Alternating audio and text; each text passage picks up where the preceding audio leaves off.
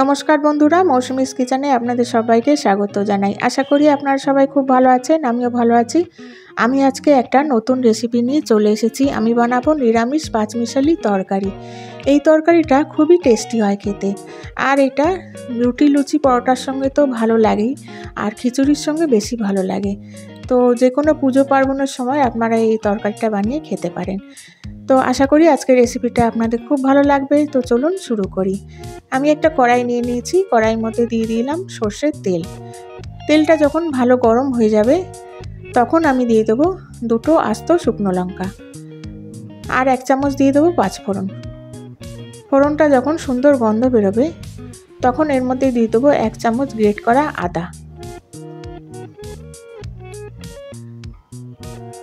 তো আদাটা দিয়েও তেলের সঙ্গে ভালো করে একটু নাড়াচাড়া করে নেব, যাতে আদার কাঁচা গন্ধটা চলে যায়। তো আদাটা হালকা একটু নাড়াচাড়া করে নেওয়ার পর এর মধ্যে দিয়ে দেবো আলুটাকে আমি এইভাবে লম্বা লম্বা করে কেটে রেখেছিলাম। তো এইভাবে ভালো করে ধুয়ে আলুটা প্রথমে দিয়ে একটু ভেজে নেব। তো সব সবজির সঙ্গে আলুটা দিলে আলুটা একটু শক্ত থাকে, সেই জন্যেই আলুটা আগে একটু ভেজে নিলে তাড়াতাড়ি সেদ্ধ হয়ে যায়। তো হালকা করে আলুটা ভেজে নেব। তো দেখুন আলুটা হালকা ভেজে নেওয়ার পর এবার এর মধ্যে আমি সবজিগুলো দিয়ে দেবো। তো এর মধ্যে আজকে আমি সবজিগুলোর মধ্যে নিয়েছি পটল, ঝিঙে, কুমড়ো, বেগুন, বরবটি, পেঁপে। তো এই সব সবজিগুলো দিয়ে আজকে আমি বানাবো। তো আপনাদের বাড়ি যেই সবজি থাকুক না কেন, সব সবজি দিয়ে আপনারা বানাতে পারেন, যে সবজি আপনাদের পছন্দ। তো যে কোনো সবজি দিয়ে বানাতে পারেন, এইটা ভীষণ টেস্টি হয় খেতে। তো আমার কাছে আজকে এই সবজিগুলো ছিল, তাই সব কিছু টুকরো টুকরো করে কেটে এইগুলো দিয়ে আমি আজকে এই তরকারিটা বানাবো। তো সবজিগুলো দিয়ে ভালো করে নাড়াচাড়া করে হালকা করে ভেজে নেব। তো এখনই নুন দেব না, নুন দিলে এটা জল ছাড়বে, সেই জন্যেই সবজিগুলো একটু হালকা ভেজে নেব।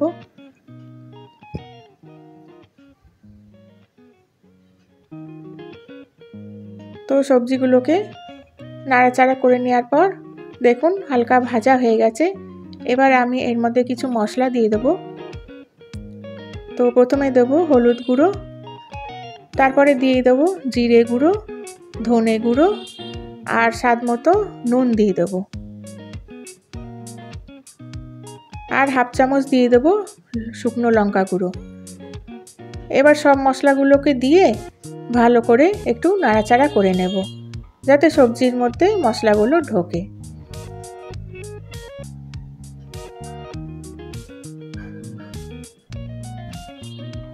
তো সবজিগুলোকে ভালো করে একটু নাড়াচাড়া করে নেওয়ার পর এর মধ্যে আমি জল দিয়ে দেবো।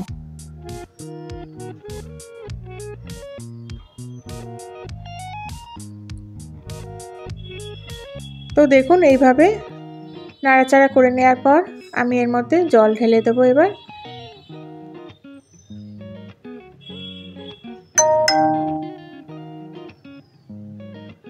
তো হালকা ভাজা হয়ে গেছে সবজিগুলো। তো জলটা এমনভাবে দিতে হবে যাতে সবজিগুলো সেদ্ধ হয়ে যায় আর জলটাও শুকিয়ে যায়। তো এইভাবে আন্দাজ করে জলটা দিতে হবে।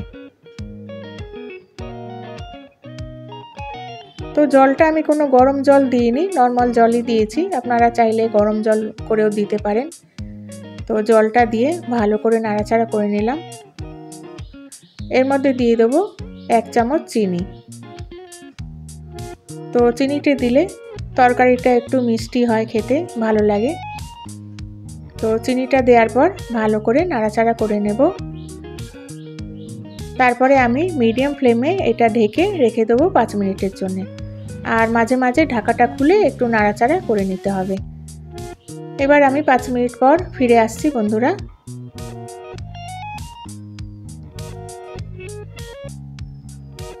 তো 5 মিনিট পর আমি ফিরে আসলাম।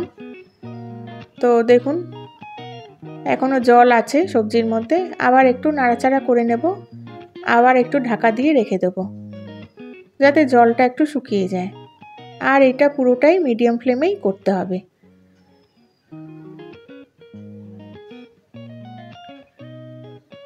তো আবার আমি ঢাকাটা খুলে দেখে নেব।